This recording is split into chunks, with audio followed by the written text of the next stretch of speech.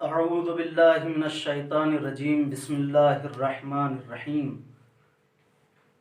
الحمد للہ رب العالمین والصلاة والسلام علی اشرف الانبیاء والمرسلین وعلی اہل بیتہ الطیبین الطاہرین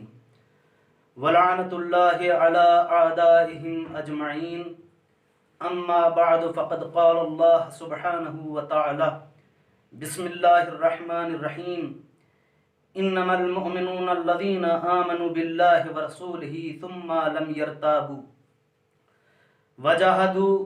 بأموالهم وأنفسهم في سبيل الله أولئك هم الصادقون۔ خداوند عالم نے اس آیہ کریمہ میں مومنین کی تعریف فرمائی کہ مومن کون ہوتا ہے۔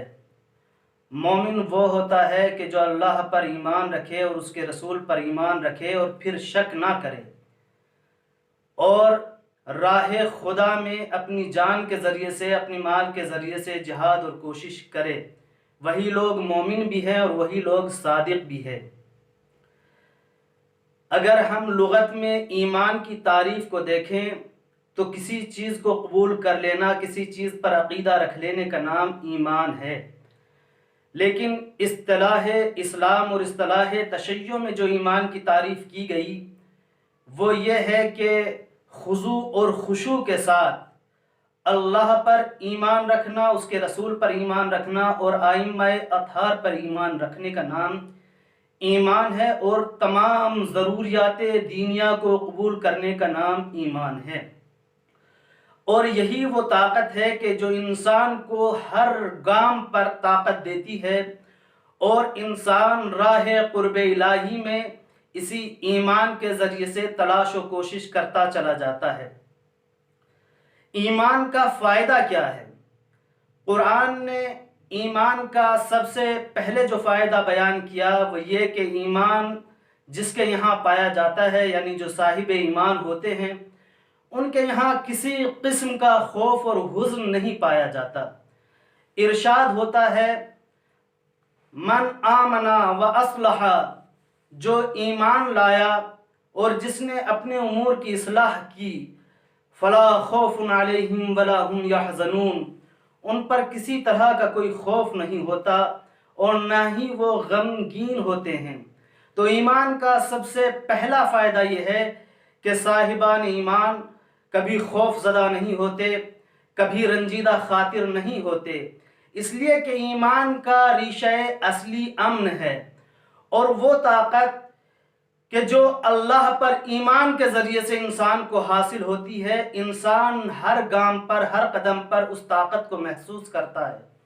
یعنی ایک طاقت ہے کہ جو ہر وقت انسان کے ساتھ کھڑی ہوئی ہے، جس کی وجہ سے وہ کسی بھی سخت سے سخت موڑ پر کبھی پریشان اور مضطرب نہیں ہوتا۔ لیکن جہاں کفر ہوتا ہے وہاں اضطراب ہی اضطراب ہوتا ہے، اور اس کا سب سے محسوس ترین اور بارز ترین ظاہر ترین جو نمونہ قرآن نے پیش کیا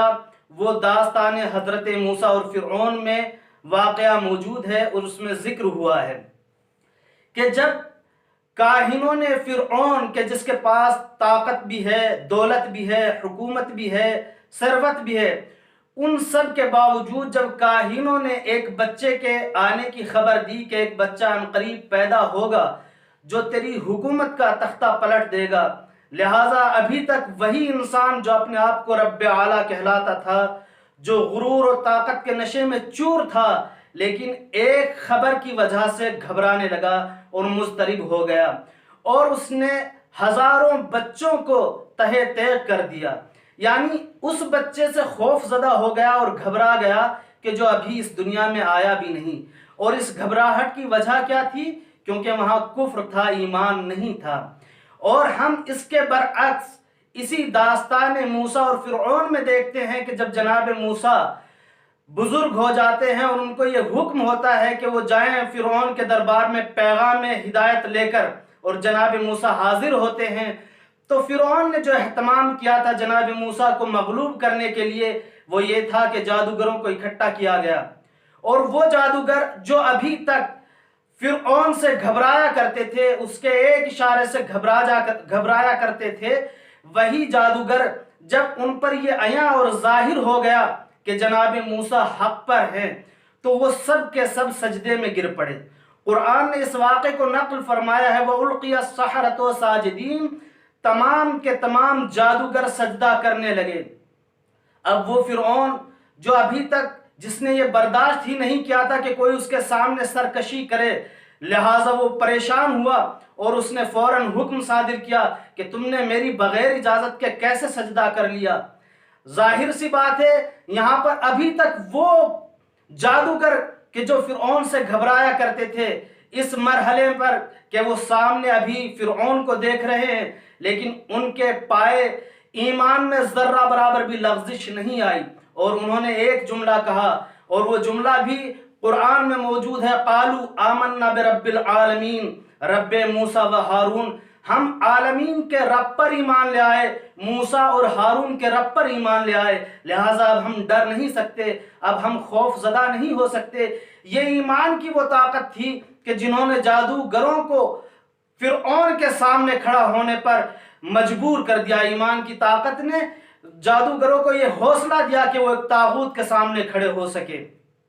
لیکن طاغوت کی ایک بہت پرانی عادت ہے، وہ عادت یہ ہے کہ جب وہ بہت زیادہ پریشان ہوتا ہے اور وہ سرکشی اور اپنے سامنے کسی کو کھڑا ہوا استقامت دیکھتا ہے تو وہ دھونساتا ہے، ڈراتا ہے، دھمکاتا ہے۔ لہٰذا فرعون نے بھی یہی چال چلی اور اس نے جادوگروں کو ڈرایا، اور قرآن میں یہ ذکر بھی موجود ہے،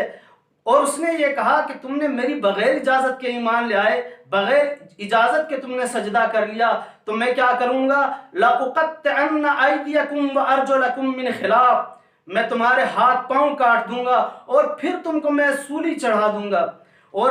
یہ وہ فرعون ہے، اور جادوگر بھی جانتے ہیں کہ یہ ہم کو جو کہہ رہا ہے یہ ہم کو پھانسی چڑھا دے گا، سولی چڑھا دے گا، ہمارے ہاتھ پیر قطع کر دے گا، قلم کر دے گا۔ لیکن اس کے باوجود بھی مسکرا کر انہوں نے ایک ہی جواب دیا کہ اگر تم یہ سب کر سکتے ہو تو ہم ڈرنے والے نہیں، اس لیے کہ ہم اپنے رب کی طرف پلٹ جائیں گے۔ یہ وہ طاقت تھی جو ایمان کے ذریعے سے حاصل ہوئی، اور روایات میں موجود ہے کہ وہ طاقت کہ جو جادوگروں کو حاصل ہوئی تھی، اور وہ کلمہ جو انہوں نے پڑھا تھا کہ آمنا برب العالمین رب موسیٰ و ہارون، ہم رب عالمین پر، رب موسیٰ اور ہارون پر ایمان لے آئے، اب یہی آواز ازلی ہو گئی۔ یعنی جس آواز کو فرعون دبانا چاہتا تھا، اب اس آواز کو اللہ نے جنت کی زینت بنا دیا، اور جنت میں ایک زنجیر ہے جس سے ہمیشہ یہی آواز آتی رہے گی، آمنا برب العالمین رب موسیٰ و ہارون، ہم رب عالمین رب موسیٰ اور ہارون پر ایمان لے آئے۔ اور یہ وہ طاقت ہے جو ایمان کی ہمیشہ ہر دور میں سنائی دیتی رہی۔ یہی وہ آواز ہے کہ جو لہجہ علی میں اس طریقے سے سنائی دی کہ آپ نے فرمایا کہ علی ابن ابی طالب موت سے اس سے کہیں زیادہ مانوس ہے جتنا بچہ اپنے ماں کے سینے سے